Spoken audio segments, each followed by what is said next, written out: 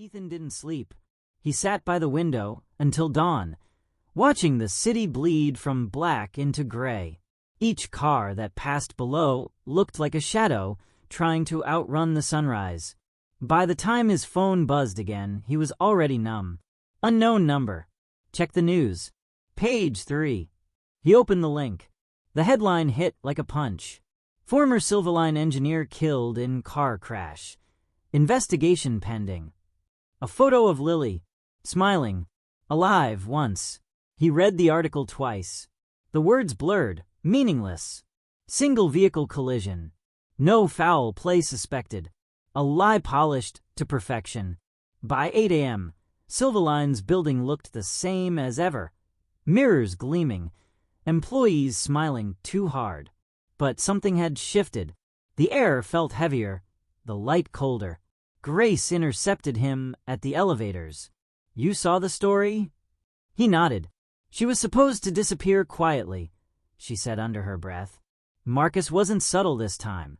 "He's making a point." "What point?" Ethan asked. "That this place eats its own." The elevator doors opened. She didn't step in. "Don't do anything stupid, Ethan." He almost laughed. Too late. On the 40th floor, Marcus Hale was waiting. "Mr. Gray," he said, gesturing toward the glass office. "Walk with me."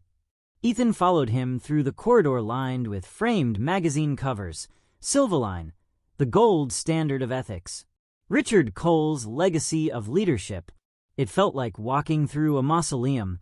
Marcus stopped beside one of the photos, Richard shaking his hand, smiling.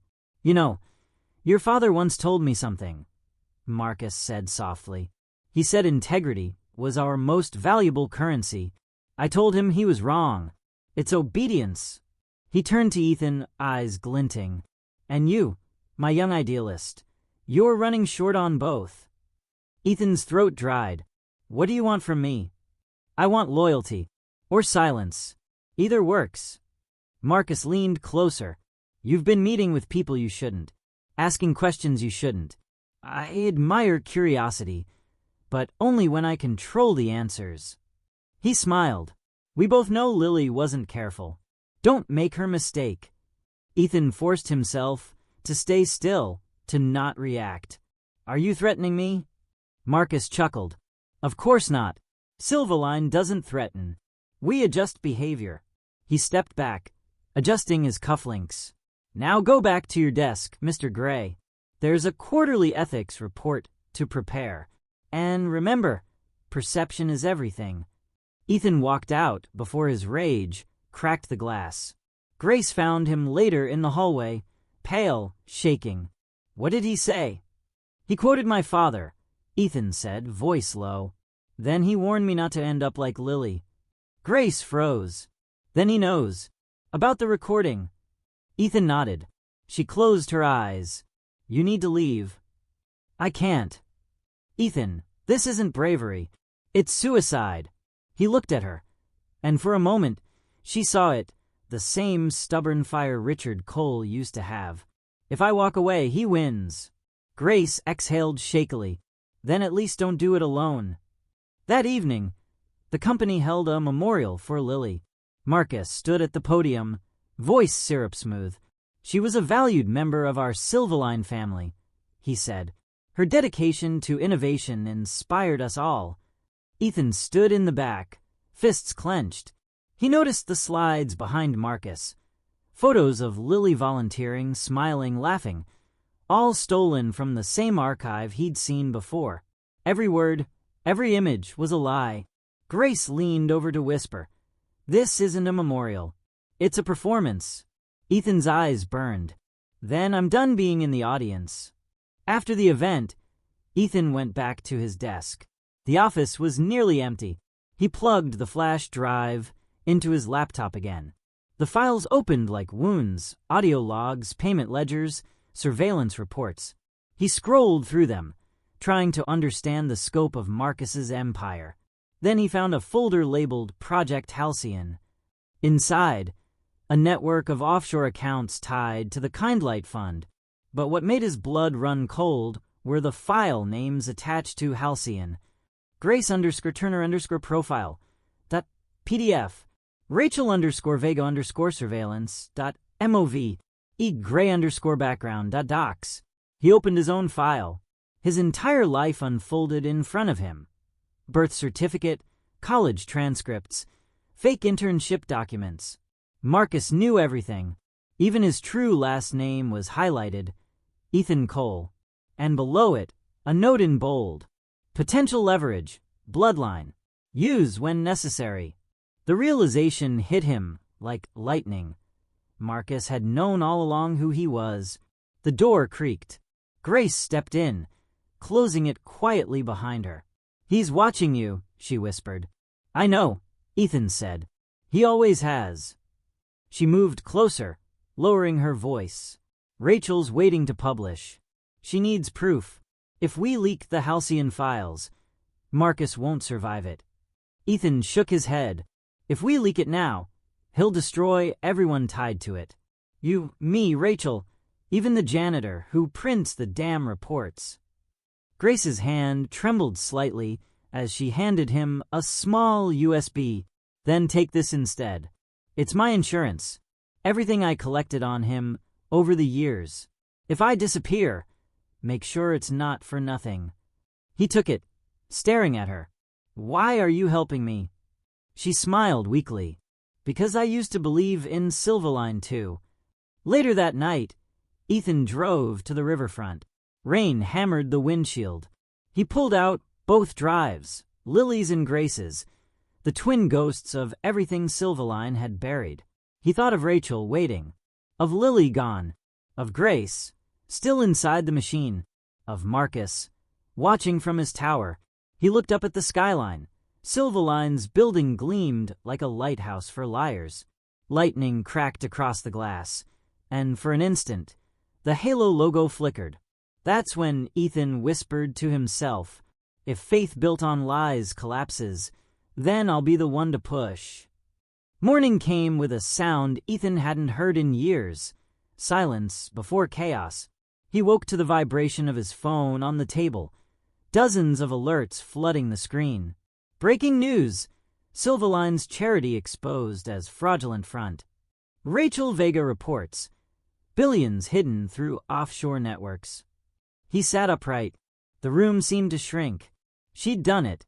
Rachel had pulled the trigger. By the time Ethan reached the office, the world had already changed. The lobby, usually humming with rehearsed smiles, was in full panic. Reporters swarmed outside the glass doors. Security guards shouted into radios. The giant digital ticker that usually played Silverline, the heart of ethical innovation, now showed the company's stock price plummeting in real time. -19%, -27%, -41%. The halo was burning. Ethan swiped his badge, denied. Grace appeared beside him, eyes dark from sleeplessness. "Don't use your card," she whispered. "They're tracking logins." "What happened?" Ethan demanded. "What do you think?" Grace said.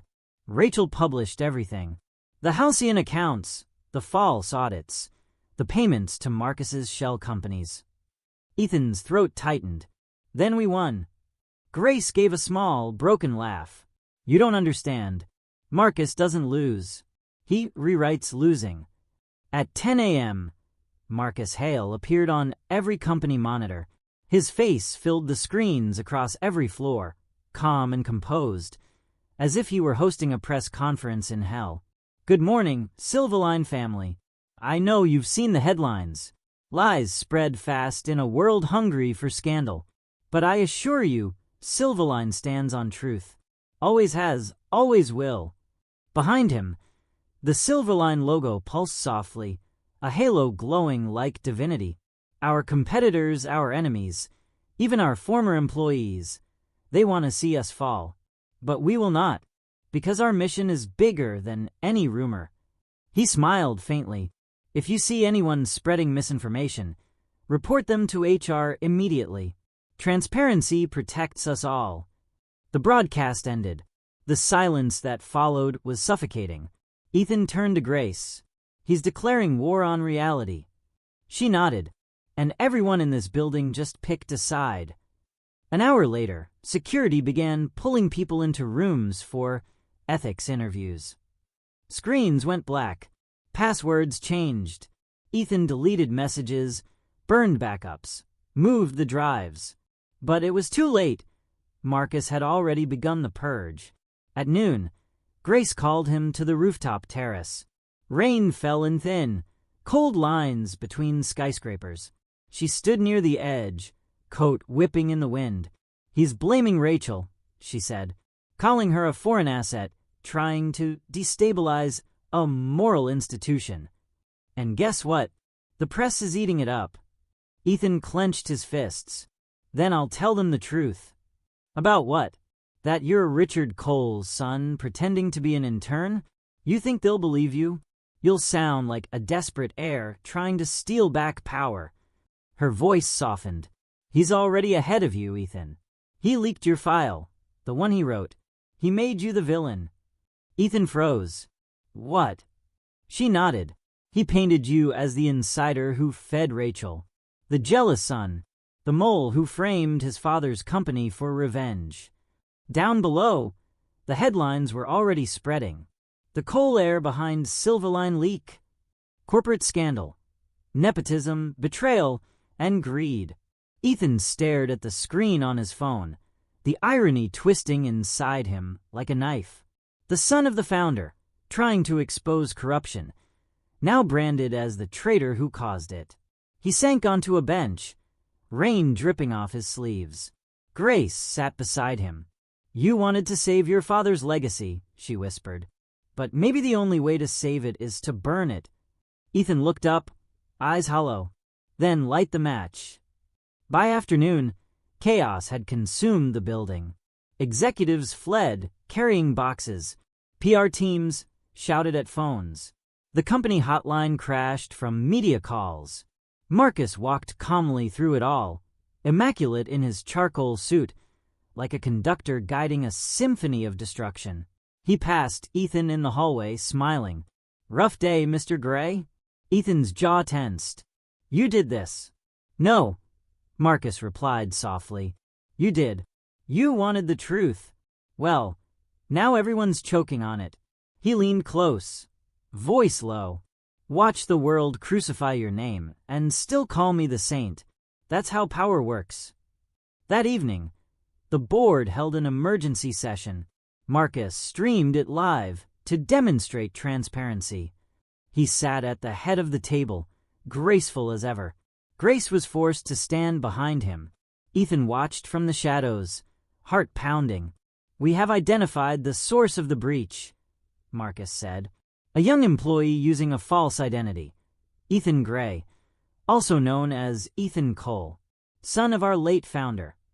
Gasps around the table. Cameras clicked. He exploited his father's name to manipulate data and sabotage our systems.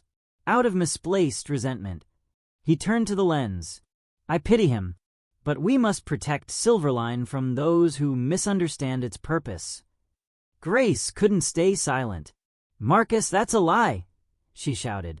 "You forged those reports. Everyone in this room knows it." Marcus turned his gaze on her, slow, deliberate. "Grace, sit down." "No." Her voice cracked. "Richard Cole built this company on integrity, and you turned it into a theater of lies." The board murmured. Marcus's jaw flexed. "Security," he said calmly. 2 guards stepped forward. Grace looked at Ethan across the glass door. Their eyes locked. A brief, unspoken apology. Then she was gone, escorted out. Marcus faced the cameras again. "As I said," he murmured, "Silverline will survive. The weak will not." That night, Rachel's call came through. Her voice was tight, furious. "They flipped it, Ethan. The whole story. You're the leak now. They're painting me as your accomplice. They've got your name, your photo, everything." "I know," he said quietly. "So, what are you going to do?" He looked out the window at the Halo logo flickering in the storm. "I'm going to give them something they can't rewrite. He opened Grace's USB on his screen. Her voice echoed from an audio file. Marcus Hale authorizes falsification of financial reports. Confirm and execute. He stared at the file, trembling. Then he pressed upload. As the progress bar filled, lightning split the sky behind Silverline Tower.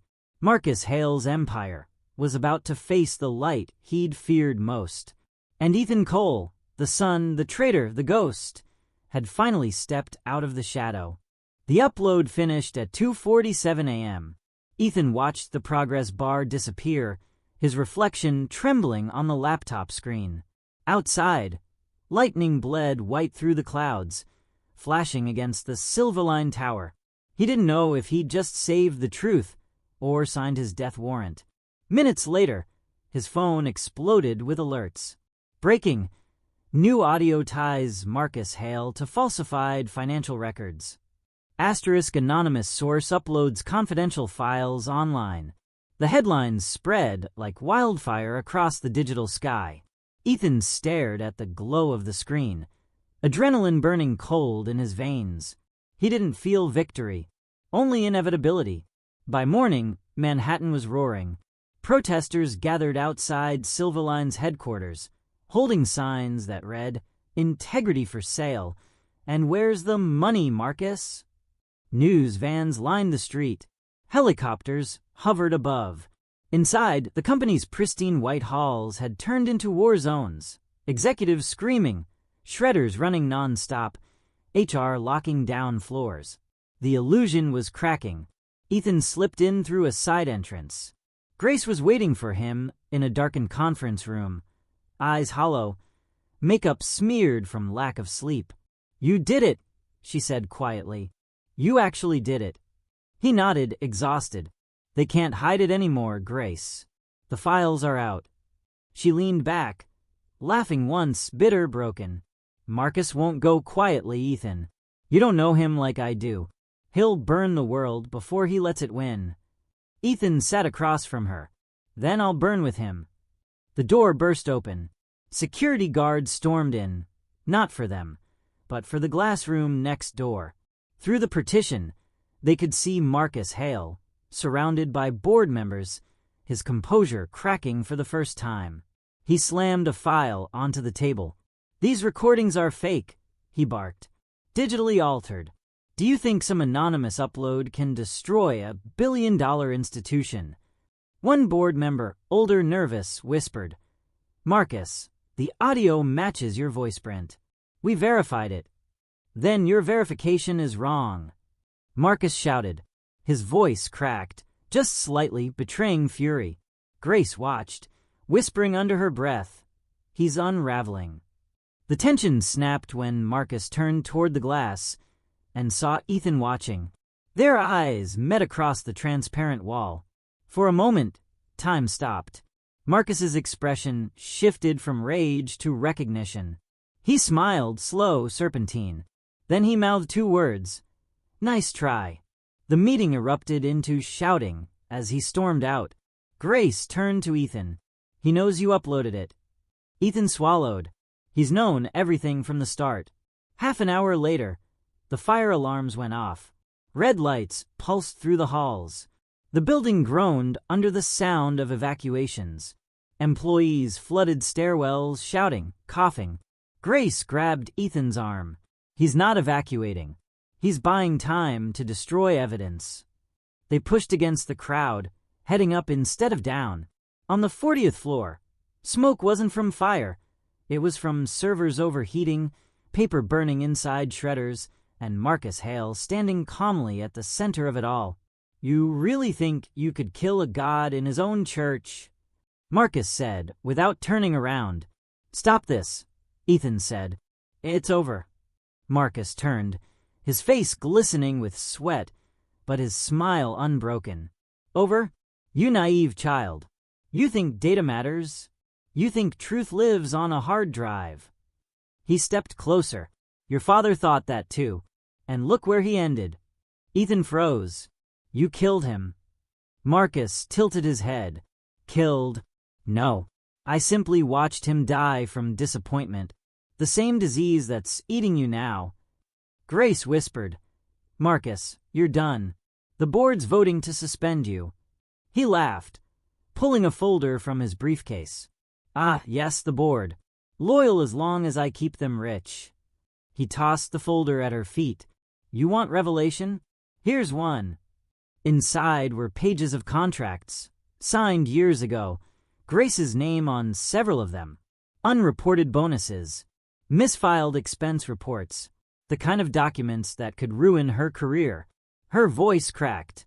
"You forged these." "No," Marcus said softly. "You just didn't read what you were signing." Ethan stepped between them. "You won't drag her down with you." Marcus's smile faltered. "And you'll stop me how, Ethan Cole?" Grace's eyes widened. "Cole." Marcus turned to her. "Didn't he tell you? Our little intern is the heir to the Silverline throne. Daddy's golden boy. The son of Richard Cole himself." Grace stared at Ethan. Betrayal, shock, hurt all colliding at once. "You lied to me." "I had to," Ethan said. "You wouldn't have." She cut him off. "You think hiding who you are makes you honest?" Marcus watched them with delight. Ah, the tragedy of virtue, always imploding on itself. Security burst in then, corporate, not police. Two men grabbed Marcus by the arms. He didn't resist. He simply looked at Ethan and said quietly, "You'll see, boy. Empires don't die from corruption. They die from confession." As they dragged him out, his smile never left. It was the smile of a man who still held cards no one could see. Grace sank into a chair, trembling. Ethan knelt beside her. "Grace, listen." She shook her head. "Just go, before I forget which side I'm on." Outside, chaos reigned. Cameras, reporters, police. The world was feeding on Silverline's collapse. Rachel Vega stood near the barricades, shouting questions into the noise. When she saw Ethan, she pushed through the crowd. "Ethan, you did it. The board's removing Marcus. The DOJ's opening a case. You won." He looked at her, rain soaking through his suit. "No, Rachel. I just burned down my father's dream." She stepped closer. Sometimes the only way to rebuild something honest is to let the lie die first. He wanted to believe her. But when he glanced up at the tower, the Silverline logo, still glowing faintly through the smoke, all he saw was a ghost of what used to be. Later that night, he stood alone in his father's old office, the one Marcus had claimed years ago. The glass was cracked. The air reeked of burnt paper and ozone. He picked up a photo frame half buried under debris. Richard Cole shaking Marcus's hand. The glass was shattered between them. Ethan whispered, almost to himself, "You were right, Dad. Faith built on lies does collapse." He looked at the city below, lights flickering like dying stars. But then, for the first time, he smiled. Now it's my turn to rebuild. The morning after Marcus Hale's arrest, the world should have felt lighter. It didn't. Silverline's tower loomed like a wounded monolith against the gray Manhattan sky. Reporters circled it like vultures. The company's stock was in freefall. Employees lined the sidewalks with cardboard boxes, and the once holy slogan, "Integrity starts with us," flickered in broken neon, missing half its letters. Ethan stood across the street, watching the empire crumble. He'd spent his whole life in the shadow of this building. His father's dream, Marcus's machine. Now it was just glass and ghosts. Grace hadn't answered his calls since yesterday. Rachel had gone into hiding after receiving death threats. And Marcus, he'd been taken away in handcuffs. But even from his cell, his presence lingered, like smoke that refused to clear. By noon, Ethan was on every screen in America. The heir behind Silverline scandal. Richard Cole's son exposed as source of leaked files. Was it justice or betrayal? Marcus's team had launched their counterattack overnight, leaking selective recordings, twisting facts, painting Ethan as a bitter heir avenging his father's death. Social media tore him apart. Some called him a hero. Most called him a traitor. At his apartment, Ethan's phone buzzed relentlessly. Messages, threats, journalists, former colleagues. He unplugged it all and sat in the dark. When the door knocked, his heart nearly stopped. It was Grace. Her eyes were swollen, her voice hoarse. "You look like hell." "You too," Ethan said. "Come in." She stepped inside, glancing around the wrecked apartment. Papers everywhere, the news still murmuring on a muted TV. "They're blaming you," she said quietly. "Marcus leaked everything he could before the feds locked him out. He's turned this into a civil war. The board split. Investors are suing. The media's devouring the story." "I expected that," Ethan said. "No," Grace replied. "You don't understand. He recorded you." She pulled out her phone, showing him a clip already going viral. Ethan's voice from months ago. A private conversation with Grace, edited to sound like a confession. "If Silverline falls, maybe it should. I'll burn it down myself if I have to." The comments below were a battlefield. Arrogant rich kid destroys his father's legacy. Another privileged sociopath playing hero. Ethan closed his eyes. He's still controlling the narrative, even from a cell. Grace nodded. "And the board's calling an emergency vote tonight. They're deciding whether to dissolve the company or replace the leadership. They want you to appear." "Me." "They think if you show your face, admit who you are, you can restore the brand, at least long enough to stop the bleeding." Ethan laughed. "Hello. You want me to save the company that tried to bury me?" "I want you to finish what your father started," Grace said. "If you disappear now, Marcus wins again." That evening, Silverline Tower glowed like a dying lighthouse. Inside, the boardroom looked smaller than it had weeks ago. The portraits of past CEOs seemed to watch silently, waiting to see if the company would live or die. Ethan entered wearing his father's old tie, the one Richard had worn in his first investor meeting. Grace walked beside him, hand trembling slightly as she adjusted the mic on his lapel. Every camera in the room turned toward him. Reporters whispered. Flashes burst. For a moment, Ethan wanted to turn around and leave. But then he remembered his father's voice. "Faith built on lies will collapse." He took a breath and stepped to the podium. "My name," he began, "is Ethan Cole, son of Richard Cole, founder of Silverline." A murmur rippled through the room. He didn't look away. "I came here months ago under another name. Not because I wanted power, because I wanted truth. I wanted to understand what my father built and what it had become." He paused. "What I found was not a company of ethics. It was a monument to hypocrisy, people working to look good instead of be good. Marcus Hale didn't create that alone. We all did, by choosing silence." He scanned the board, the employees watching from behind the glass. "I won't defend what I did. I leaked the files. I exposed the lies. Because sometimes the only way to clean rot is to tear down the walls." One of the board members spoke up. "You've destroyed billions in value, Mr. Cole. What do you say to the thousands who lost their jobs?" Ethan met his eyes. "I didn't destroy the value. The lies did. I just stopped pretending they were worth anything." A quiet fell. Rachel Vega, watching live from her hidden location, whispered to her recorder. He just took ownership of the story. When Ethan finished, there was no applause, only silence. Grace stood a few feet away, tears in her eyes, proud and broken all at once. Then a voice came from the back of the room. Beautiful speech. Everyone turned. Marcus Hale stood in the doorway, flanked by 2 federal agents. Even in handcuffs, he looked immaculate. "Don't mind me," he said calmly. "Just stopping by to see the funeral." The agents tried to pull him back, but Marcus raised his voice, loud enough for the cameras. "You think you're free now, Ethan? You're not. You're me, 20 years younger. convinced the world wants truth when it only wants comfort. Ethan stared at him, unflinching. Maybe, but at least I'm not afraid to burn my own lies. Marcus smiled, small and cruel. Give it time.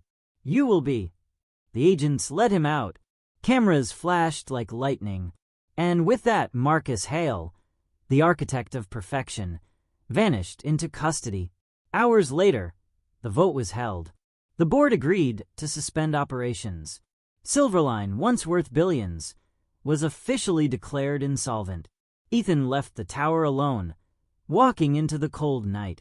Rain dripped from the shattered halo sign above him, sparks hissing like whispers of the past. He looked up one last time at the name Silverline, now missing its middle letters. Verlee, almost unreadable, almost human. Grace joined him outside. "It's over," she said softly. Ethan shook his head. "No, it's only collapsed." The rain hadn't stopped for 3 days. New York looked like it was trying to wash itself clean. Silverline's tower stood dark now, a hollow skeleton among brighter buildings, its halo sign short-circuited into silence. Ethan walked past the barricades early that morning. The police tape fluttered like yellow ghosts. A single protest sign lay face down in a puddle. Truth matters. He almost laughed. Almost. The world had moved on already. The news cycle devoured Silverline, then spit out the bones. Marcus Hale was in federal custody, awaiting trial. Grace Turner had resigned. Rachel Vega's expose won her a journalism award and a permanent list of enemies. And Ethan Cole, the son who burned his inheritance, had vanished from public life. Until now, inside the ruined lobby, light filtered through cracked glass. The air smelled of wet concrete and stale ambition. Ethan stopped where the giant motto once hung. Integrity starts with us. Now only 3 words remained. Starts with us. A voice behind him. Poetic, isn't it? Grace stood there, wrapped in a raindamp coat. She looked older, but her eyes were clearer. "I heard you were in D.C., he said, testifying. "Marcus's people are folding fast. Everyone's selling each other out for leniency." She walked closer. "You should stay out of sight, Ethan. You're still radioactive." "I'm done hiding," he said. "Hiding built this place." Grace studied him. "So, what are you going to do? Found another empire? Make Silverline 2.0? He shook his head. "I'm not rebuilding a company. I'm rebuilding an idea." Later that afternoon, they met Rachel Vega in a small diner on 9th Avenue. She looked tired but triumphant, her recorder still in hand like a weapon she refused to put down. "I thought you disappeared," she said.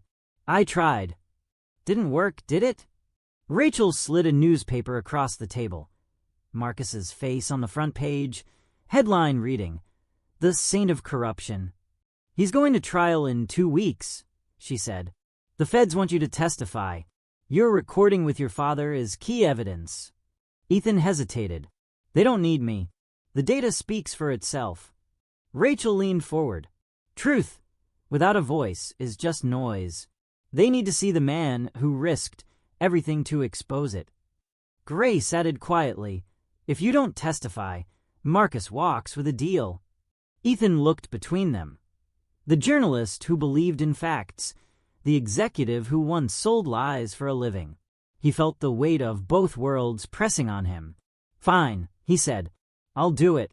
The courtroom smelled like paper and anxiety. Reporters filled every seat. Cameras weren't allowed, but the air hummed with the need to witness history. Marcus Hale sat at the defense table, immaculate as ever, cuffs gleaming, expression serene, as if he were attending a board meeting instead of his own trial. When Ethan took the stand, the room hushed. The prosecutor asked, "State your name for the record." He met Marcus's gaze. "Ethan Cole." Murmurs rippled through the spectators. He told the story, his undercover identity, the whistleblower, the falsified charity, the recordings. He played the final audio of his father's voice. The room went silent except for Richard Cole saying, "Faith built on lies will collapse." For the first time, Marcus's mask slipped. He leaned forward, whispering something Ethan couldn't hear. The judge called for order. When it was over, Ethan stepped down feeling lighter, not victorious, but emptied, as if the truth had finally collected its debt. Outside the courthouse, flashbulbs exploded. Reporters shouted his name. "Ethan, do you regret it?" He paused at the top of the steps. "Yes," he said, "but I'd regret silence more." That night, he went back to the tower one last time. The city was quiet. A single maintenance light glowed in the upper floors where everything had begun. Grace waited there, staring out at Manhattan. "It's strange," she said. "Without Marcus, without the money, this place almost feels honest." Ethan smiled faintly. "Honesty's cheaper than perfection." She turned to him. "What happens now?" "I talked to the feds. They'll liquidate Silverline's assets. But I asked for one thing, to keep the name." Grace frowned. "Why?" "Because I want to give it back to the people who actually earned it." He handed her a thin folder. Inside, a proposal. The Silverline Foundation, a nonprofit that would fund small businesses run by former employees displaced by the collapse. Transparency first. Salaries public. No halos. Grace blinked. "You're serious?" "Completely." "And what about you?" He looked out at the skyline. "I'll be around. Watching, helping. Quietly this time." She smiled. The first real smile he'd seen from her in months. "You know," she said, "your father would be proud." Ethan shook his head. "No. But maybe he'd finally understand." Weeks passed. Marcus Hale was convicted on all counts. Fraud, obstruction, conspiracy. He gave no final statement, only a smirk that said he'd die believing he was still right. Rachel's book, The Perfect Lie, hit shelves the same day the first Silverline Foundation grants were awarded. In the dedication she wrote, "For those who speak even when the world calls it betrayal." Ethan didn't attend the release party. He was at a community center in Brooklyn, watching a former janitor sign papers for his first startup loan. A small business. A real one. Something true. Grace called that evening. "The foundation's website just went live. We have thousands of messages from people thanking you." Ethan smiled, walking out into the night. "Then let's keep going. One honest story at a time." The city hummed softly around him. Not perfect, not clean, but alive. He looked up at the skyline, where Silverline once blazed, and whispered to himself, "Collapse isn't the end. It's the sound of lies breaking so truth can breathe." 6 months later, the skyline had changed. The Silverline Tower, once a symbol of untouchable perfection, now stood half-renovated, stripped of its mirrored panels. The halo logo was gone. The building had been renamed the Cole Center for Ethical Leadership, but the brass letters at the front door were simple, unpolished, almost humble. Inside, sunlight flooded through clear glass where reflective tint used to hide the world out. No more secrecy, no more illusions. Ethan Cole walked the hallways slowly, hands in his pockets, listening to the sounds of construction, drills, laughter, real conversation. The ghosts were finally gone. He paused in the new lobby, watching a young woman guide a group of interns through orientation. She pointed to a framed quote, now hanging where Marcus Hale's portrait used to be. "Integrity isn't a slogan. It's what you do when no one's watching." "Richard Cole." The interns nodded. The girl smiled. For the first time, Ethan saw his father's words being lived instead of advertised. Grace met him near the elevator, holding a stack of reports. "We've got 37 active startups under the Silverline Foundation," she said. "Most of them led by former employees we laid off last year." "And the audit program?" Ethan asked. "Fully transparent," she said, smiling. "Every dollar accounted for." You've officially become the anti-Marcus. Ethan chuckled. That's not much of a title. Grace raised an eyebrow. It's the one the world needs. They stepped out onto the rooftop terrace. The same one where, almost a year ago, they'd stood in the rain watching the Empire collapse. Now the view felt different. No fear. Just air. Down below, the city pulsed with life. Flawed, chaotic, but honest. You know, Grace said, there's something poetic about this. The son who tore down the father's empire ends up rebuilding it for the people. Ethan shook his head. Not rebuilding. Restarting. He looked out over Manhattan. My father wanted perfection. Marcus wanted control. I just want truth, even if it's messy. Grace turned to him. Messy truth is still better than beautiful lies. She smiled faintly. You really did it, Ethan. He laughed softly. No. We did. Later that evening, a familiar voice echoed through the lobby. Firm, steady, curious. Rachel Vega stood near the entrance, microphone in hand, followed by a small camera crew. Rachel Vega, New Truth Media, she said, grinning. Surprised to see me? Always, Ethan said. Don't worry, I'm not here for another expose, she said. Just to follow up. The public wants to know, how does it feel to rebuild the house you burned down? Ethan smiled, thoughtful. Feels quieter, cleaner, like breathing after a storm. Rachel nodded. And Marcus Hale? He's gone, Ethan said simply. Prison walls can't hold his ego, but they can hold his body. That's enough. Rachel lowered her recorder. You think you've redeemed Silverline? He looked around, the workers painting, the interns chatting, the laughter echoing through glass walls. I didn't redeem Silverline, he said. People did. The ones who stayed. The ones who believed it could still mean something. She smiled, eyes soft. You know, you could have run. You could have started over under another name. But you chose to stand inside the ruins. Why? Ethan hesitated. Because you can't fix the world if you're afraid to stand in the dirt. Rachel chuckled quietly. That's a good line. Mind if I use it? He smirked. Just spell my name right this time. As dusk settled, the city lights shimmered like 1,000 imperfect stars. Grace joined him by the window. You've got a speech tonight, she reminded him. The foundation launch. The cameras are ready. Ethan sighed. I hate speeches. You love truth, she countered. Same thing, different microphone. They walked into the new auditorium.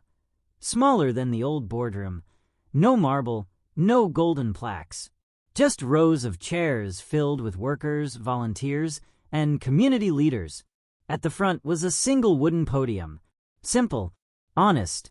Ethan stepped up, adjusted the mic, and looked out at the faces watching him. Not investors, not shareholders, but people. Real ones. When I first walked into this building, he began, I thought ethics could be built out of glass and steel. I thought you could design honesty into architecture.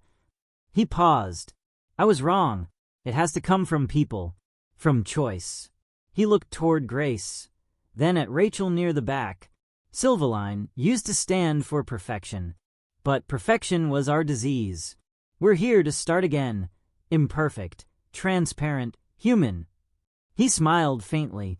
Some of you worked under Marcus Hale. Some of you worked under my father. You've seen what happens when power becomes faith. So let's try something new. Let's build a foundation where truth doesn't need a PR team. The audience was quiet, listening. Ethan exhaled. We're not rebuilding Silverline. We're building something truer. A place where people matter more than image. Where integrity isn't a slogan, but a habit. He stepped back, voice lowering. This time, there's no halo above the door, because the light should come from us. The room erupted in applause.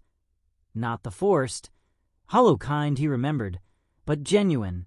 After the ceremony, Ethan slipped outside. The air smelled of rain again. He looked up at the skyline, the moon catching on the glass of the rebuilt tower, No longer blinding, just glowing softly. For the first time in years, he felt peace. Not triumph, not vengeance. Just the stillness that comes when the noise finally stops. He whispered to the city, "You were right, Dad. Faith built on lies will collapse. But if it's built on truth, it can rise again." And then, quietly, he smiled. The streets below shimmered with life. Taxi lights, laughter, chaos, honesty. No halos, no slogans, just people. And for Ethan Cole, that was enough.